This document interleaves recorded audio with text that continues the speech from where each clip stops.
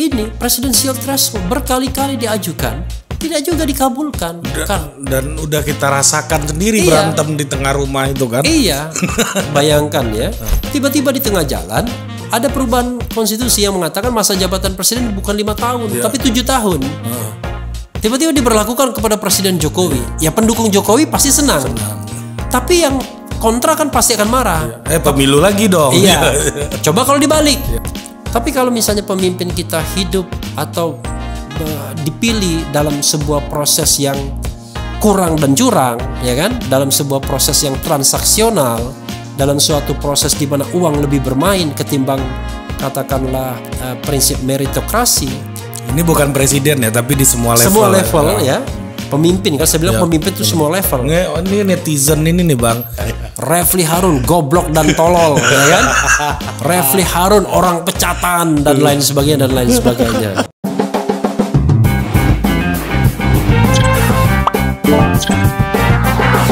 Welcome to Total Politik, balik lagi bersama gua Ari dan kali ini kita meng-KLB channel Keren Cadas.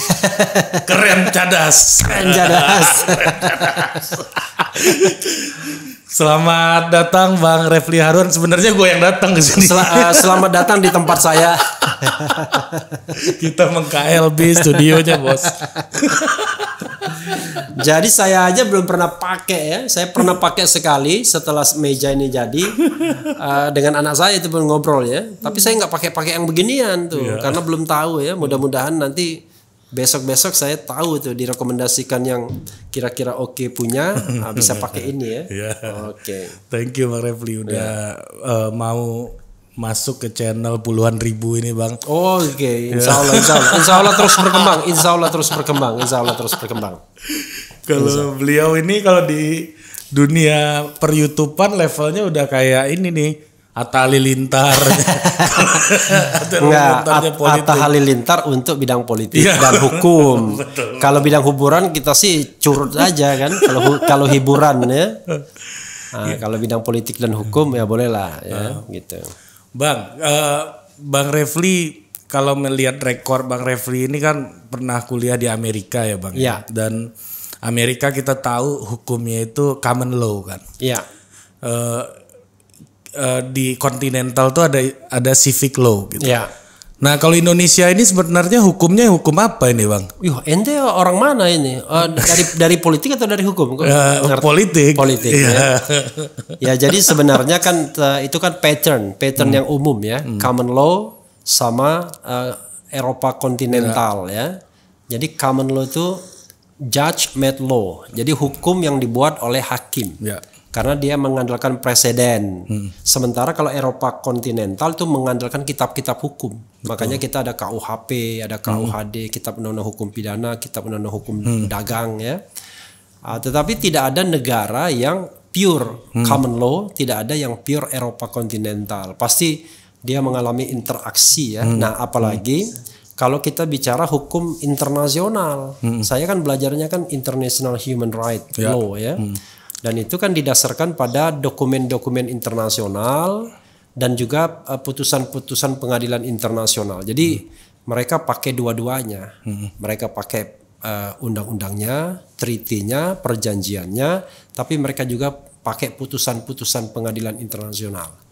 Kalau di Amerika itu kan ada orang kayak menjalankan kewajiban warga negara untuk jadi juri. Obama waktu itu daftar jadi juri gitu di pengadilan-pengadilan gitu. Kalau ini bukan soal common law dan Eropa kontinental kalau itu. Kalau itu sistem peradilan saja. Oke. Jadi sistem peradilannya berbeda dengan kita. Kalau kita kan sistem peradilannya terdiri dari kalau misalnya peradilan pidana ya. Kalau kita kan peradilan pidananya terdiri dari 3 pihak. Hakim, jaksa, dan penasihat hukum biasanya kan. Nah kalau mereka selain yang saya sebutkan tadi, ada juri. Nah juri itu guilty or not guilty. Kalau misalnya juri mengatakan guilty, maka hakim akan menentukan hukumannya. Tapi kalau juri mengatakan not guilty, maka ya harus dibebaskan. Jadi hakim tidak akan menentukan hukumannya karena not guilty. Nah itu kan membutuhkan sebuah integritas. Kalau kita hakim aja bisa bermasalah, apalagi juri kan, bisa pemain semua bisa ya kan, gitu. Siapa yang mau dipilih jadi juri kan? Gak ada juri aja ada makelarnya ya. Makanya, apalagi ada juri. Berat bagi kita karena PR kita adalah bagaimana membereskan dunia peradilan. Nah celakanya memang petinggi-petinggi hukum kita termasuk petinggi-petinggi negara ini nggak pernah sadar kalau hukum kita itu bermasalah. Kalau korupsi itu masih merajalela di dunia peradilan, itu yang jadi soal. Jadi seolah-olah baik-baik saja, padahal tidak baik-baik saja begitu. Nah, kalau kita lihat orang kayak ini saya sambil ini bukan saya mau nyontek nih, sambil ngecek YouTube saya nih berapa yang sudah view. bikin jiper kita nih. Ya, gini Bang, kalau kita lihat nama-nama kayak Refli Harun gitu misalnya, terus let's say orang seperti Bang Karni Ilyas gitu sebagai orang yang mengerti hukum gitu ya. Dan best talent ini rata-rata tidak bekerja di sektor publik gitu. Lebih banyak di private, termasuk Abang kan punya law firm sendiri juga gitu ya. Nah, sementara kita dengar jaksa-jaksa ini kebanyakan yang bekerja di sektor publik ini ya kayak Pinangki kemarin sempat heboh banyak yang jaksanya kasusnya Novel Baswedan kemarin juga sempat menghebohkan gitu ya. Apa yang menyebabkan best talent itu tidak di publik gitu tapi lebih banyak di private seperti Abang ini? Iya, memang itu saya kira kesalahan kita ya. Kenapa kesalahan kita? Kita menghindari yang namanya mungkin citizen obligation ya, kewajiban kewarganegaraan. Kita harusnya hidup di dunia penegakan hukum agar penegakan hukum itu baik ya. Tapi kan untuk menuju ke sana kan nggak gampang. Saya kan tidak percaya diri juga mau jadi jaksa, mau jadi hakim. Abang nggak percaya diri, terus yang di dalam ini seperti apa orangnya? Gitu masalahnya ada dua hal. Pertama adalah kemampuan pribadi kita, yang kedua adalah rekrutmen. Jadi dua-duanya harus kita penuhi. Kita mampu, tapi kalau rekrutmennya nggak benar ya nggak ada gunanya. Ya kan, misalnya katakanlah rekrutmennya dengan menyuap dan lain sebagainya. Atau kita tidak mampu. Ya kalau kita tidak mampu ya sudah dari awal. Karena begini, mampu dan tidak mampu itu tidak hanya penguasaan masalah hukumnya, materi hukumnya, tapi lebih pada minat. Karena kalau kita bicara profesi hukum itu, kan minatnya itu Anda mau jadi hakim, mau jadi jaksa, mau jadi pengacara, atau di luar ketiganya.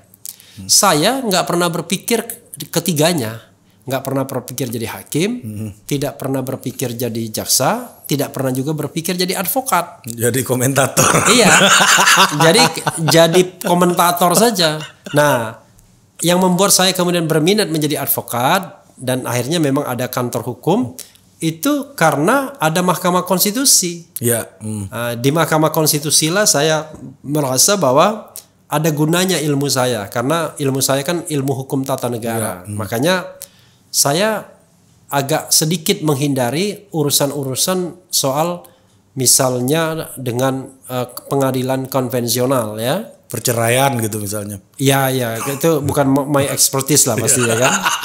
Tapi lebih pada saya menganggap bahwa saya kalau ibarat ikan itu nggak bisa berenang di sana. Jadi kalau di Mahkamah Konstitusi saya merasa bahwa saya bisa berenang dalam pengertian bahwa dengan menggunakan segala daya ilmu pengetahuan yang ada, saya menganggap bahwa kita masih mungkin menang. Itu di pengadilan seperti Mahkamah Konstitusi, walaupun saya punya pengalaman, ternyata hakim konstitusinya bisa disuap, ya kan? Yaitu Akil Muhtar kan? Betul. Dan itu ya sudah masa lalu, mudah-mudahan tidak terjadi lagi. Ada juga kasus Patrialis Akbar. Sebelumnya ada kasus Arsyad Sanusi ya. Arsyad Sanusi itu diberikan sanksi ringan majelis etik ya. Tetap majelis kehormatan.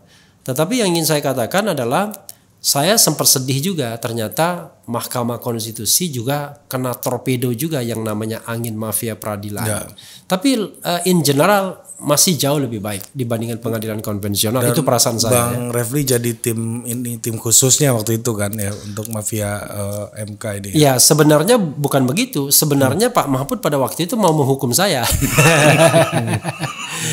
Karena beliau kan juga di situ kan dulu. Iya, beliau ketua MK. Beliau lagi menikmati sebuah pujian ya, sedang menikmati enak-enaknya bahwa MK dipuji setinggi langit.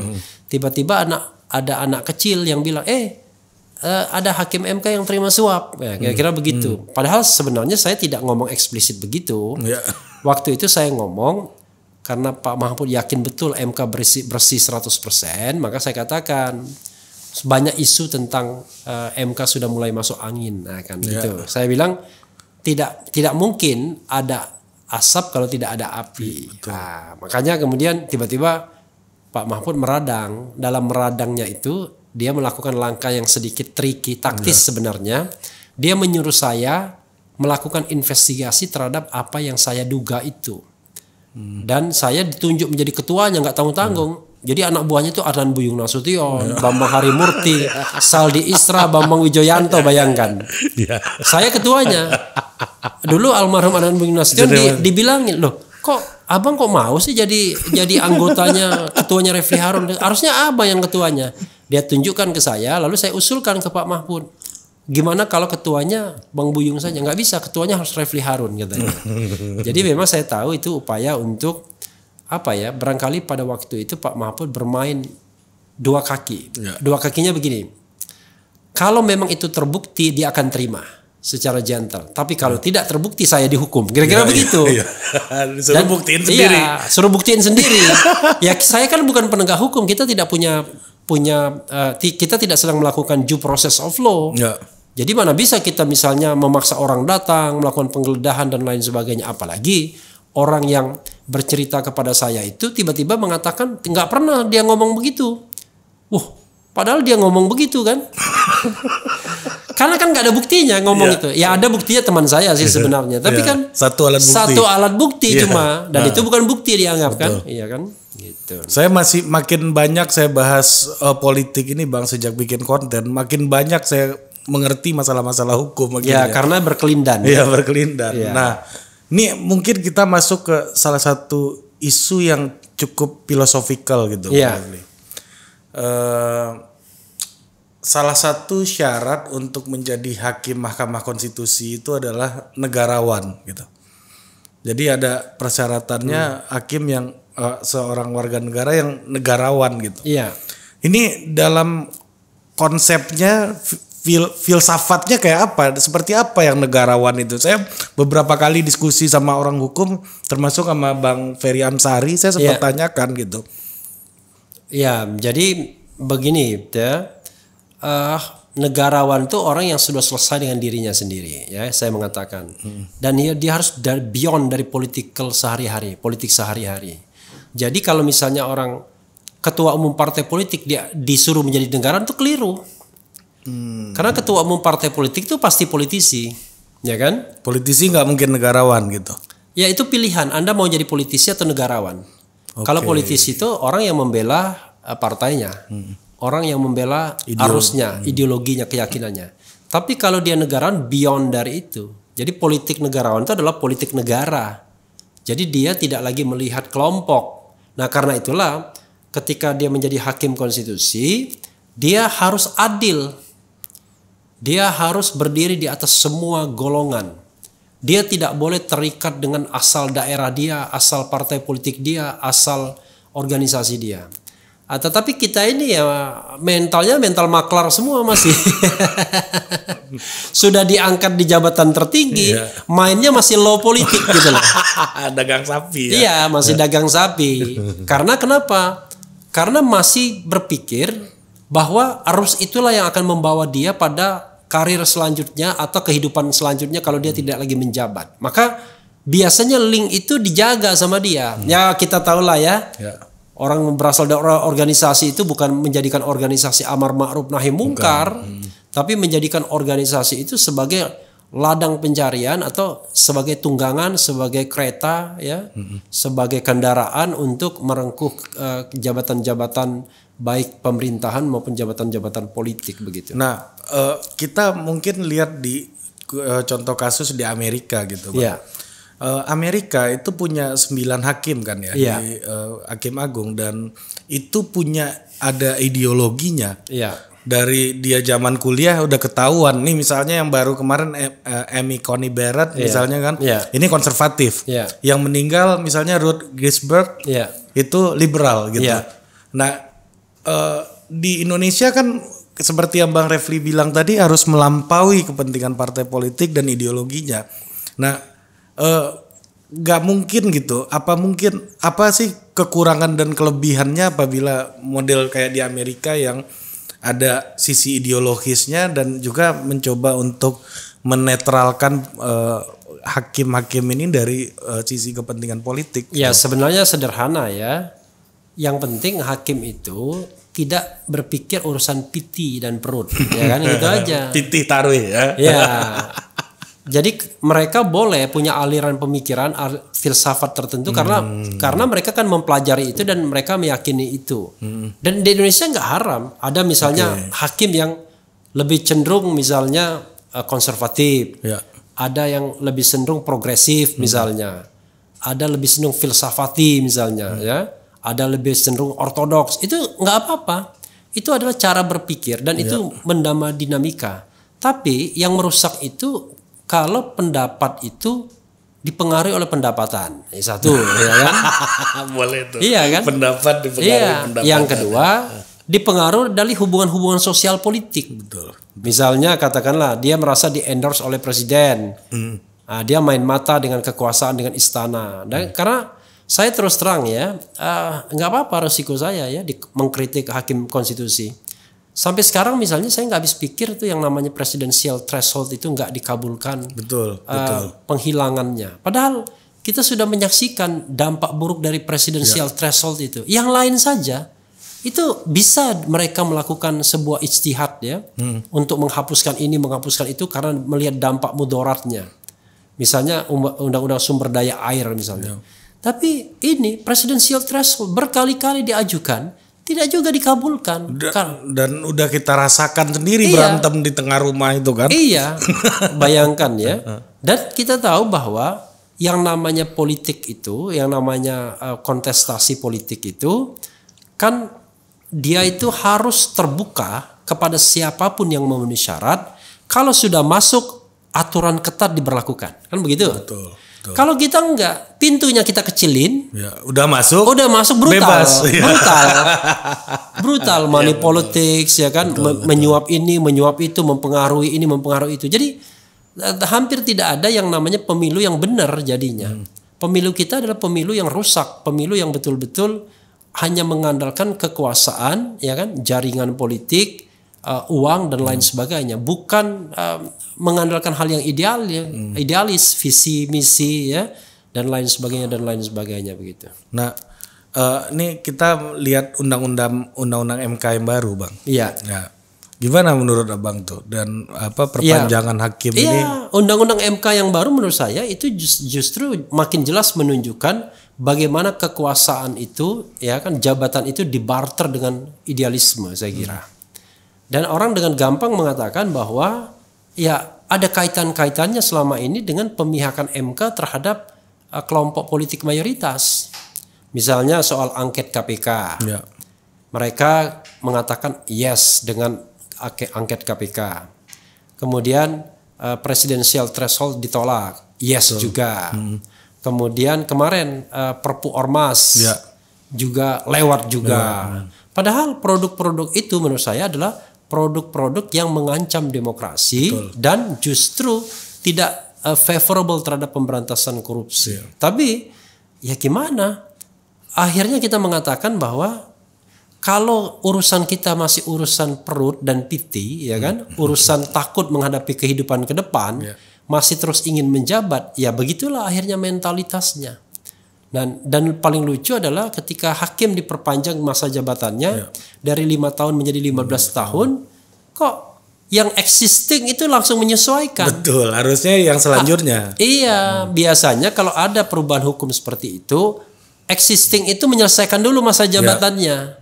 Setelah masa jabatan selesai, barulah kemudian yang baru menjabat sesuai dengan aturan yang baru. Ini belok di tengah jalan ini. Ini belok tengah jalan gitu. Atau ada lomba lari, kita lari 500 meter ya.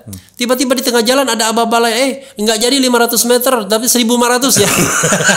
Dia ubah ya. Dia ubah di tengah jalan. Ini kan nggak masuk akal. Sama seperti saya kasihkan contoh Presiden Jokowi misalnya. Tiba-tiba di tengah jalan ada perubahan konstitusi yang mengatakan masa jabatan presiden bukan 5 tahun tapi 7 tahun. Tiba-tiba diberlakukan kepada Presiden Jokowi. Ya pendukung Jokowi pasti senang. Tapi yang kontra kan pasti akan marah. Pemilu lagi dong. Iya. Coba kalau dibalik, masa jabatan diperpendek jadi 3,5 tahun. Lalu diterapkan pada Presiden Jokowi. Ya gantian pendukung Presiden Jokowi yang marah. Ya kan? Nah karena itulah sebenarnya kebiasaannya adalah yang paling normal kalau ada perubahan masa jabatan, maka yang existing, yang lagi eksis itu menyelesaikan masa jabatan yang lama, yang baru itu baru mengikuti aturan yang baru. Jangan seperti ketua DPD dulu, ada juga begitu. Ketika disumpah, imajinasi dia untuk masa jabatan 5 tahun. Tapi di tengah jalan tiba-tiba ada kelompok orang dan mayoritas mengatakan 2,5 tahun aja. Benar. Tiba-tiba dibuat aturan 2,5 tahun dan diterapkan pada jabatan itu. Makanya sempat ribut waktu itu ya kan. Gitu. Jadi menurut saya orang aneh-aneh saja demi jabatan kok menurut saya sampai gitu-gitu amat. Dan ini gitu. Banyak yang mengatakan Bang bahwa ini upaya untuk menyogok hakim gitu. Ya deh, saya setuju dalam tanda kutip tentunya. Karena mereka merasa bahwa dengan hakim sekarang ini adalah hakim yang berpihak pada kekuasaan. Betul. Jadi mereka sudah hitung kalau 2024 nanti hakim yang sama yang akan menyidangkan sengketa pemilu. Atau kalau ada kepentingan-kepentingan, mereka sudah merasa bahwa hakim ini dalam tanda kutip mohon maaf ya bisa disetir, ya kan? Mohon maaf bisa disetir, ya kan? Nah, karena itulah kemudian kekuasaan yang ada, kelompok mayoritas yang ada baik di istana maupun di parlemen itu memberikan rewards kepada mereka karena mereka sudah menjadi good boy, kira-kira begitu. Stick and carrot. Iya gitu.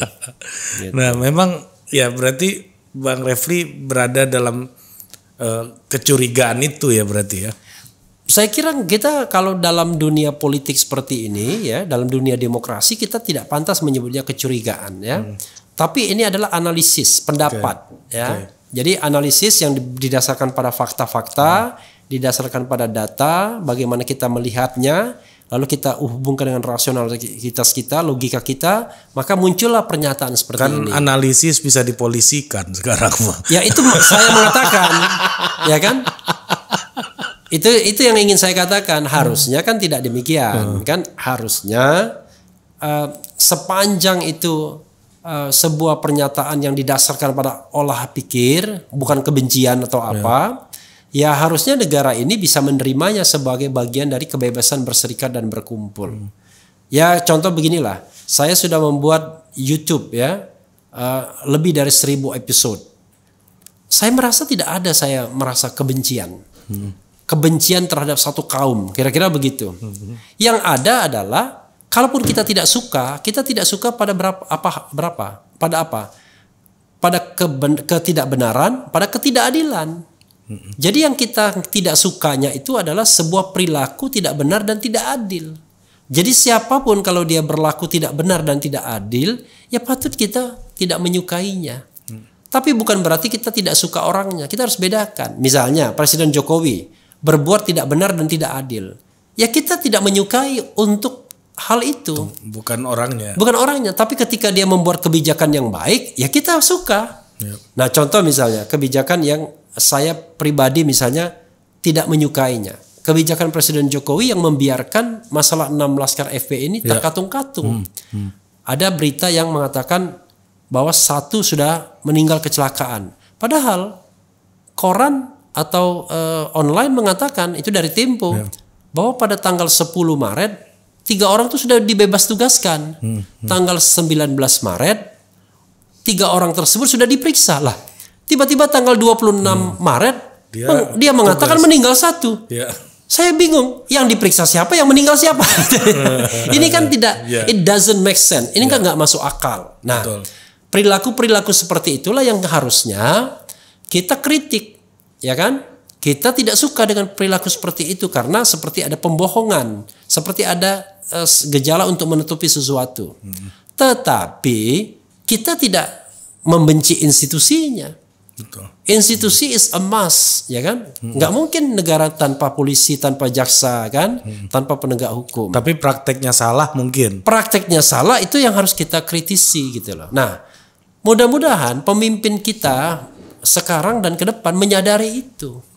Tapi kalau misalnya pemimpin kita hidup atau dipilih dalam sebuah proses yang kurang dan curang, ya kan? Dalam sebuah proses yang transaksional, dalam suatu proses di mana uang lebih bermain ketimbang katakanlah prinsip meritokrasi.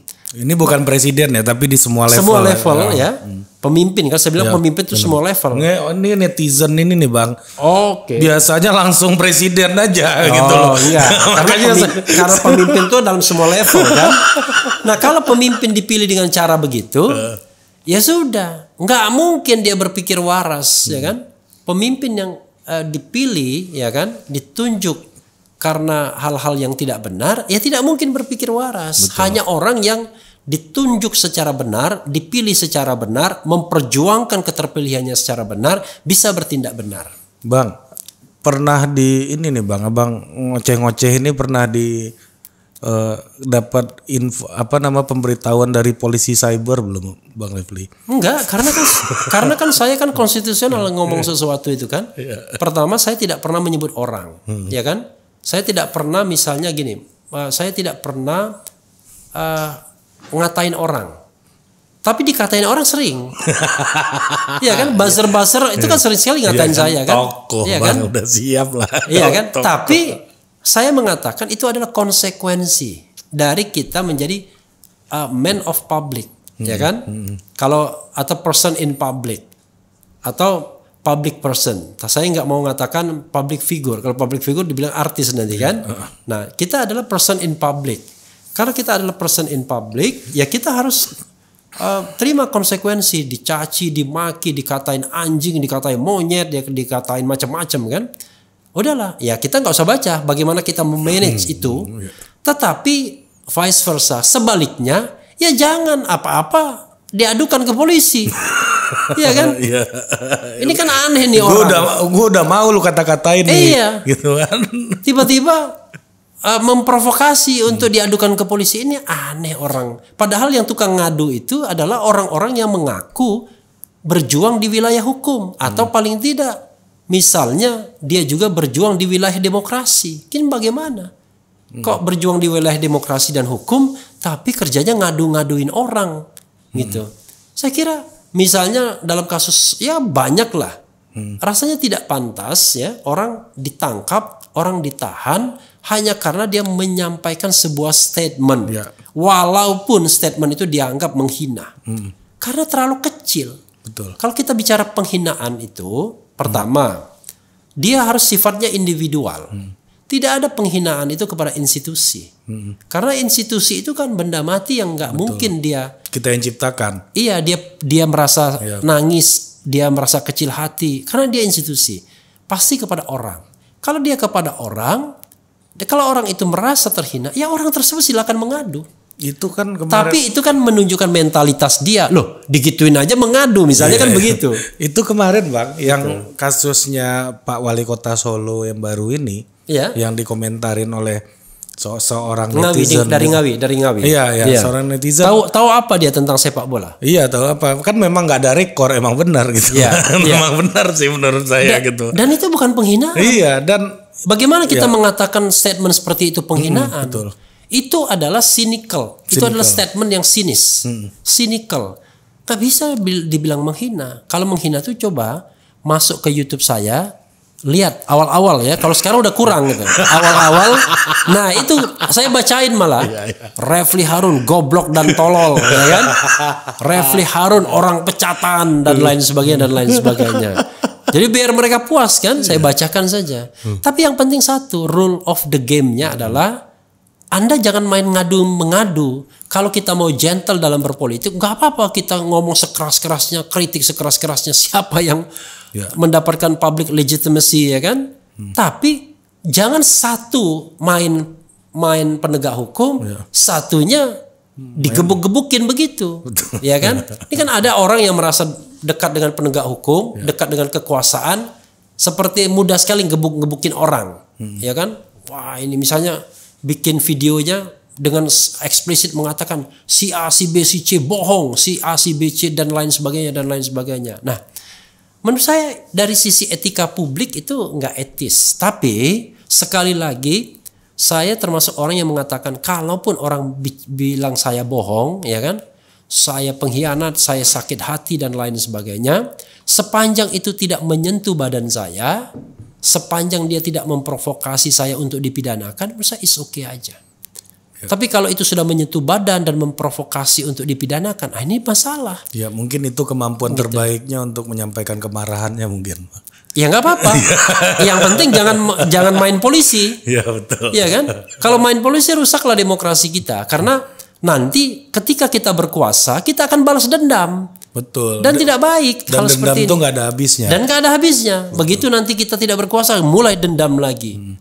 Nah, itu kemarin itu tidak membentuk sebuah society yang baik. Yang soal Pak Wali Kota Solo ini argumen polisinya agak aneh sih menurut saya Bang. Ini menghina KPU, Bawaslu gitu karena jabatan itu tidak diberikan oleh bapaknya gitu. Iya kan dibuat-buat. Jadi mungkin dia mau minta perhatian sih kita tidak tahu ya kan. Tapi maksud saya dalam konteks seperti ini kan sudah dibilang sama edaran Kapolri. Kalau ada penghinaan, maka yang bersangkutan yang harus mengadu. Betul. Nggak bisa tiba-tiba, nggak ada pengaduan, nggak ada apa, tiba-tiba orang ditangkap. Bayangkan, ya kan? Nah, karena itu harus pengaduan dan saya setuju. Nah, kalau misalnya yang bersangkutan mengadukan, saya kira akan sedikit sekali penggunaan pasal penghinaan tersebut. Kenapa? Orang besar biasanya nggak mau langsung datang. Betul, ya. Dia selalu menggunakan orang lain. Atau ada organisasi-organisasi yang kerjanya ngadu. Tangan kesekian ya. Iya, gitu. Cari perhatian lah, perhatian. Pakai adik-adik ini kan, dinda-dinda. Iya, ya kan? Gitu. Karena ada kakak-kakak, ya kan? Kakak-kakak pembina ini kan. Nah, jadi ini yang menurut saya menjadi sangat tidak sehat. Demokrasi ini harus kita sehatkan dan jangan mentang-mentang kita berkuasa atau dekat dengan kekuasaan, kita merasa berhak untuk mengkriminalkan orang, ya, menghina orang dan lain sebagainya yang akhirnya menurut saya merusak demokrasi. Karena ketika dia tidak berkuasa, saya khawatir justru dia akan menjadi orang pertama yang diincar. Kan jelek sekali. Padahal tujuan bernegara itu adalah melindungi segenap bangsa. Kalau saya menjadi warga negara terancam, ya kan, ketakutan, takut dikriminalkan, takut dimasukkan di sel tikus misalnya. Lalu alasan bernegara apa? Alasan menjadi warga negara Republik Indonesia apa? Ya. Kan begitu. Gitu. Tugas pemerintah bukan memasukkan orang sebanyak-banyaknya ke penjara, Bang. Iya, gitu. Tugas pemerintah adalah melindungi segenap bangsa. Kalaupun ada orang itu bandel, mar dan lain sebagainya, tugas pemerintah yang pertama adalah melakukan rekonsiliasi. Makanya kalau misalnya masalahnya masalah yang sifatnya pengaduan, delik aduan, maka ya gunakan dulu yang namanya restoratif justice. Jangan direstor dulu keadilannya. Yeah. Jangan langsung main penjara, main pidanakan. Dipertemukan kedua belah pihak, didamaikan, selesai. Tapi ini kan enggak. Ada misalnya kemarin yang sempat meninggal, saya sedih sekali. Dia memposting foto seorang ulama misalnya. Yeah. Kebetulan ulama tersebut ulama yang dekat dengan kekuasaan misalnya. Ulama sendiri nggak mempermasalahkan, maksudnya dia nggak pernah mengadu. Yang mengadu orang lain. Umat ini. Iya, yang mengadu orang lain, ya kan? Yang memang kerjanya mengadu misalnya kan begitu. Lalu ditangkap, meninggal di penjara. Bagaimana dong pertanggungjawabannya? Kan nggak ada. Nah, karena itu saya terus terang agak bersedih dengan perilaku sebagian tentunya aparat penegak hukum yang tidak menggunakan kekuasaannya untuk menjalankan fungsinya, melindungi, ya, mengayomi. Kan fungsi polisi atau penegak hukum kan 3. Pertama adalah melindungi dan mengayomi masyarakat. Itu nomor 1 dulu. Kedua, keamanan dan ketertiban masyarakat, Kamtibmas. Nah, ketiga barulah penegakan hukum. Artinya, sebelum dia menegakkan hukum, dia lindungi dan ayomi dulu masyarakat itu. Ini sekarang di mana loh? Gitu. Jadi, tapi ya, saya kira memang ya perlu sebuah visi dan strong leadership untuk bisa mengubah ini ya. Jadi kalau tidak punya visi yang kuat ya dan tidak ada strong leadership, saya kira memang proses penegakan hukum kita akan tetap carut marut begitu. Ya. Dan akan tetap ditingkahi dengan isu-isu mafia ya, uang dan lain sebagainya. Bang, ini kita agak nostalgia sedikit ya, Bang. Ya. Ini kan geng UGM ini lagi berkuasa banyak nih, Bang. Iya. Abang kan bagian dari situ. Iya. Nah. Saya geng UGM yang bukan berkuasa, yang lari, yang keluar dari kekuasaan. Ya oke, ya silakan. Nah, jadi tahun-tahun abang itu dulu kuliah siapa yang, ya Mas Anies kan tahunnya nggak jauh-jauh gitu kan. Terus Pak Ganjar juga nggak jauh-jauh. Nggak jauh. Ini kan orang-orang yang sekarang disebut jadi calon presiden semua nih, Pak Erlangga juga gitu kan. Dan apa namanya, gimana sih orang-orang ini dari, kalau kita lihat kepemimpinan tuh kan bisa di-track dari zaman dulunya, Bang. Nah, Abang sebagai orang yang ada dalam situ dulu kan melihat nih kawan-kawan ini kayak apa. Ya memang kita